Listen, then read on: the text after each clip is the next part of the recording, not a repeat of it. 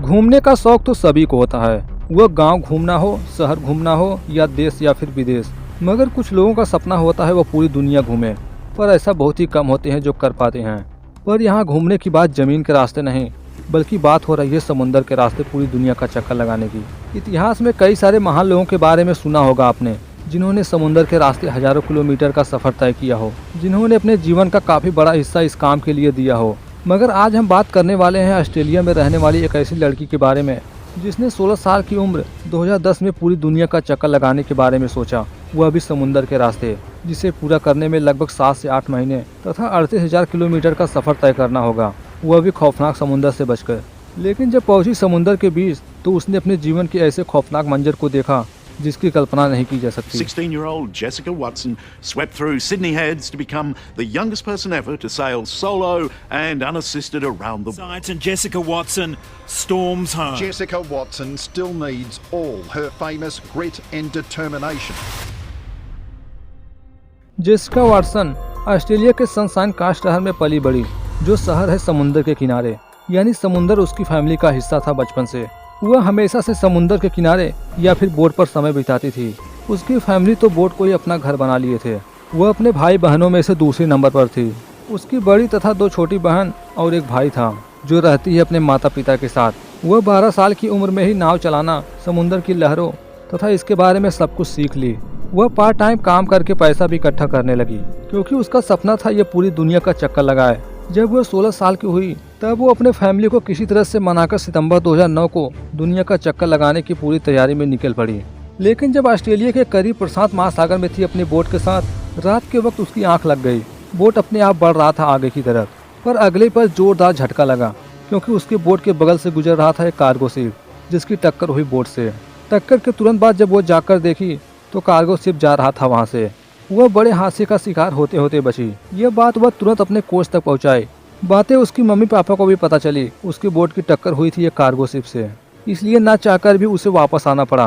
पर यह बात मीडिया को भी पता चल चुकी थी कि 16 साल की लड़की पूरी दुनिया का चक्कर लगाने निकल पड़ी है। उससे वापस आता देख सभी मजाक उड़ाने लगे। ये तो होना ही था। सैकड़ों फुट ऊंची ऊंची लहरें, बोट पलट देने वाली हवाएं, ऐसे में बड़े बड़े लोगों के पसीने छूट जाते हैं। ये तो 16 साल की लड़की है, ये क्या करेगी। मगर यह उसका फाइनल यात्रा नहीं था, सिर्फ था एक ट्रायल। मीडिया अलग अलग प्रकार की बातें करने लगी। ट्रायल में ये हाल है, दुनिया का चक्कर क्या खाक लगाएगी। लेकिन जेसिका के अंदर सबसे कम उम्र में दुनिया का चक्कर लगाने वाली एक अकेली शख्स बनने का जुनून था। वह दुनिया का चक्कर लगाना चाहती है किसी भी हालत में। लेकिन इस हादसे से बोट कई जगह से डैमेज हो गया था। इसे ठीक करने के लिए काफी पैसे की जरूरत पड़ने वाली थी, जो पैसे नहीं थे उसकी फैमिली तथा उसके कोच के पास। पैसे का बंदोबस्त करने के लिए इनके पास था एक ही चारा, वह है स्पॉन्सरशिप। आखिरकार उसे पैसे मिल ही गए। उसी बोट को रिपेयर करने का काम शुरू हो गया। इस बार बोट को काफी एडवांस बनाया गया। ऐसी टेक्नोलॉजी जोड़ी गई जिससे दूर होकर भी एक दूसरे से बात कर पाएंगे। इसी के साथ यदि बोट के अंदर पानी भी चला जाए तो भी यह डूब नहीं सकती। सारी चीजों की तैयारी भले ही हो रही थी, लेकिन उसकी फैमिली नहीं चाहती वह जाए दुनिया का चक्कर लगाने के लिए, क्योंकि उन्हें भरोसा नहीं है कि वह ऐसा कर पाएगी। लेकिन जेसिका की जिद के आगे किसी की एक न चली। सारी तैयारी जोरों शोरों में है। बोट को पूरी तरह से ठीक करके पानी में उतार दिया गया। आखिरकार जेसिका सबसे अलविदा कहकर निकल पड़ी दुनिया का चक्कर लगाने के लिए। उसकी ये यात्रा सनशाइन से नहीं बल्कि सिडनी के हार्बर शहर से होगी। आज का समय था 18 अक्टूबर 2009। कुछ ही मिनट के सफर के बाद आखिरकार समुंदर में पहुंच गई। वह अपने इस सफर से काफी खुश है, क्योंकि 4 साल पहले वह जिस काम को पूरा करना चाहती थी, फिलहाल वह समय आ ही चुका जिसकी शुरुआत हो चुकी है। कुछ ही समय में वह समुंदर में पहुंची। जेसिका के समुंदर में पहुंचते ही उसका कोच पल पल की खबर लेने के लिए उससे कांटेक्ट किया। उन्होंने मैप के सारे सिस्टम को एक जगह पर किए, क्योंकि उन्होंने पहले से ही तय करके रखा है आखिर उसे जाना है किस जगह से होकर। धीरे धीरे करके 3 दिन गुजर गया। 3 दिन बाद अपने घर से 637 किलोमीटर दूर जा चुकी थी प्रशांत महासागर में। समय समय पर अपने फैमिली तथा कोच से बातें भी करती रही। इस वक्त का नज़ारा कैसा है, वह कहाँ पर है, सब कुछ बताती रही। फिलहाल 3 दिनों के सफर के बाद सब कुछ ठीक ठाक चला।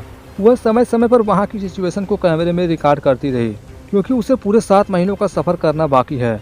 एक इंसान के जीवित रहने के लिए जितनी भी चीज़ों की जरूरत थी सब बोट में है उसके। उसका प्लान है वह सिडनी से होते हुए उत्तर पूर्व दिशा की ऊपर की तरफ, फिर नीचे दक्षिण अमेरिका मीन्स अंटार्कटिक ओशियन से होते हुए दक्षिण अफ्रीका, फिर पहुंचेगी इंडिया के नीचे हिंद महासागर में, जिसके ऑस्ट्रेलियाई तट पर रॉबिन डिवेंसन ने 1977 में एलिस स्प्रिंग से इंडियन ओशियन के बीच रेगिस्तान का ऐसा सफर तय किया जिसे पढ़ा जाता है आज भी इतिहास के पन्नों में, जिसके बारे में बात की गई है इस वीडियो में।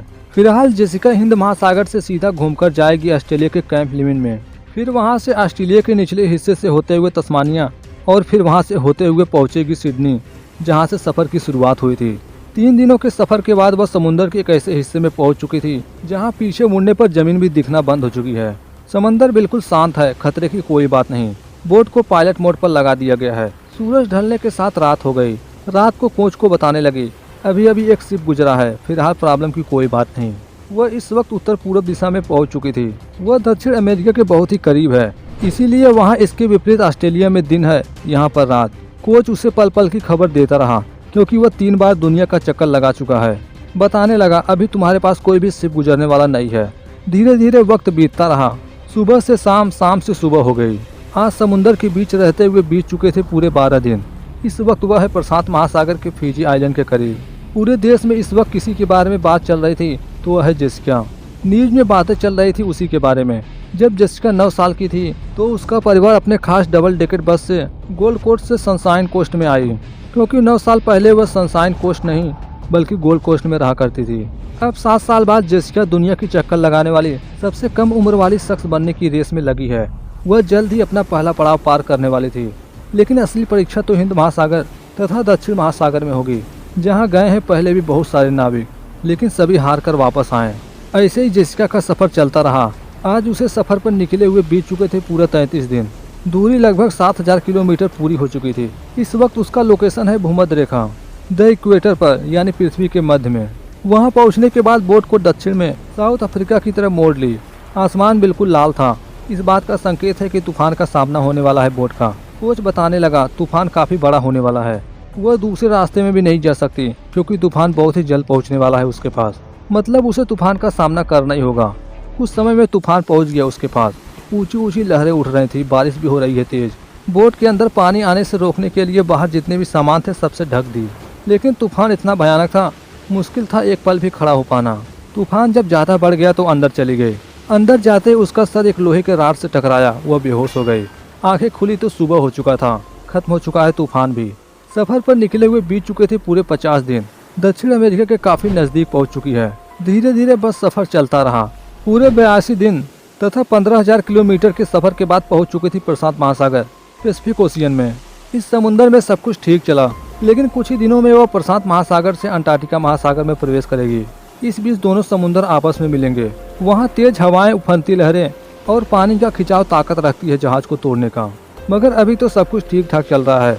82 दिन पर 17000 किलोमीटर के सफर के बाद पहुंच चुकी थी दक्षिण अमेरिका के निचले भाग। वह जिन जिन चीजों से होकर गुजर रही थी सारी खबर दे रही है अपने गुरु तथा अपने फैमिली को। जब वह कैप हॉर्न से टर्न ली, उसने ऊंचे ऊंचे पहाड़ों को देखा।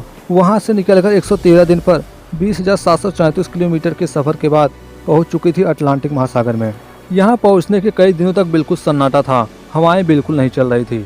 ये समय उसके लिए चैलेंजिंग था। 3 दिनों तक उसी जगह पर पड़ी रही, बिल्कुल नहीं चल रही थी हवाएं। 3 दिन से 5 दिन हो गए। आगे बढ़ने की बजाय धीरे धीरे करके सिर्फ पीछे की तरफ बढ़ने लगा। इस समय पर वह सोचने पर मजबूर हुई, आखिर मैंने ये सफर शुरू ही क्यों किया। पूरे 9 दिन हो चुके थे एक ही जगह पर अकेले पड़े। 10 दिन तक वो वहीं उसी जगह पर पड़ी रही, पर 11वें दिन हवाएं चलने लगी। उसका यह सफर आगे बढ़ने लगा। हिंद महासागर तक पहुंचने के लिए साउथ अफ्रीका के नीचे से टर्न ली। वह पल पल की खबर अपनी फैमिली तथा अपने कोच तक पहुंचाने लगी। ये सुनकर सभी बहुत ही खुश हुए। धीरे धीरे करके दुनिया का एक चक्कर लगाने का सफर लगभग आधा से ज्यादा पूरा हो चुका था। यह धीरे धीरे बढ़ रही है हिंद महासागर, इंडियन ओशियन की तरफ। उसकी खबर न्यूज में जोरों शोरों में चल रही थी। हिंद महासागर पहुंचने के बाद एक छोटा सा टर्न लिया। धीरे धीरे करके ऑस्ट्रेलिया की तरफ बढ़ने लगी। सभी लोगों को यकीन हो चुका है जेसिका ने दुनिया का जो चक्कर लगाने का सफर शुरू किया था वो कामयाब जरूर होगी। पूरे 186 दिन में 38,000 किलोमीटर का सफर तय करके पहुंच चुकी थी ऑस्ट्रेलिया के दक्षिण महासागर में। घर पहुंचने के लिए सिर्फ 4892 किलोमीटर का सफर तय करना और बाकी है। जेसिका ने जब बोट के दीवारों को देखा तो उसमें दरार आ चुकी थी, जो कम नहीं है किसी खतरे से। 11 दिन और सफर के बाद घर पहुंचने की बीच की दूरी रह गई थी 2400 किलोमीटर। इस बीच उसने देखा कि सामने एक भयंकर तूफान है जो बढ़ रहा है उसी की तरफ। समंदर की लहरें लगभग 40 फुट की थी। ये उसका चौथा आखिरी पड़ाव है। बोट बढ़ रहा है तूफान की तरफ। इतने कम समय में वह दूसरे रास्ते से भी नहीं बढ़ सकती। देश के न्यूज रिपोर्टर तथा मीडिया की नज़र थी जेसिका पर ही। वह नज़र गड़ाए हैं कि क्या वह तूफान को पार कर पाएगी या फिर नहीं। कुछ समय में बोट पहुंच गए तूफान के बीच। लहरें विशाल रूप ले रही हैं। बाहर आकर जेसिका कुछ नहीं कर सकती थी, इसलिए वह अंदर ही रहने का फैसला ली। अपने आप को अच्छी तरह से बांध ली ताकि बोट पलटे भी तो उसे चोट ना आए। बोट तूफान के बीच बिल्कुल तिनके की तरह है। सफर पर निकले बीत चुके थे पूरे 201 दिन। इस वक्त उसकी लोकेशन है तस्मानिया कास्ट में, जहां से उसके घर की दूरी रह गया है मात्र 1900 किलोमीटर। उस वक्त बोट में जो दरार आया था उससे पानी भी लीक हो रहा है। जब उसे लगने लगा वह नहीं बच पाएगी, तब वो अपने कोच तथा फैमिली से कांटेक्ट की। बताने लगी मुश्किल है मेरा बचना। अपने आप को कोसने लगी, आप लोग सही कह रहे थे, मुझे यह फैसला लेना ही नहीं चाहिए था। आगे बात हो पाती सिग्नल ही डिस्कनेक्ट हो गया। धीरे धीरे करके लहरें बढ़ने लगी बोट की तरफ। बोट धीरे धीरे करके ऊपर की तरफ बढ़ने लगा।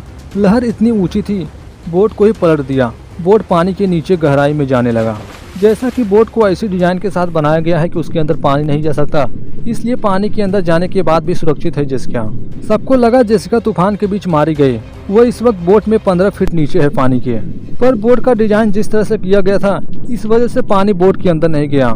कुछ ही क्षण में दोबारा से गुब्बारे की तरह बोट पानी से बाहर निकला। बोट के बाहर आने के बाद वह तुरंत अपने फैमिली को इन्फॉर्म की। वह कामयाब हुए, बोट आ चुका है पानी से बाहर।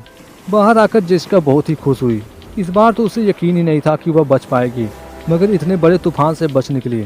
210 दिन पर उस जगह पर पहुंच गई जहां से उसने सफर शुरू की थी, सिडनी हार्बर। उसके किनारे पहुंचने से पहले मीडिया तथा न्यूज रिपोर्टर की भीड़ तैनात थी। आज का दिन था 15 मई सन 2010। उसने 210 दिन में 16 साल की उम्र में धरती का चक्कर लगाया, जो दूरी थी 38,600 किलोमीटर। जनवरी 2011 में यंग ऑस्ट्रेलियन अवार्ड से सम्मानित किया गया। ऑस्ट्रेलिया में जेसिका इकलौती नहीं थी जिसने इतना लंबा रास्ता तय किया हो। सन 1977 में रोबिन डिविंसन नाम की लड़की, जिसने तपते रेगिस्तान के बीच अलाइस स्प्रिंग्स से हिंद महासागर इंडियन ओशियन तक का सफर तय किया, जिसके बारे में बात की गई है इस वीडियो में। यदि आपको ये वीडियो जरा भी पसंद आई हो, कुछ भी नया सीखने को मिला हो तो एक लाइक करिए। इन किलिंग एक्सप्लेनर चैनल को सब्सक्राइब कर लो, बेल नोटिफिकेशन दबाओ ताकि आप ऐसे इंटरेस्टिंग वीडियो कभी मिस ना करो। मिलते हैं एक नए स्टोरी के साथ। Thanks for watching this video.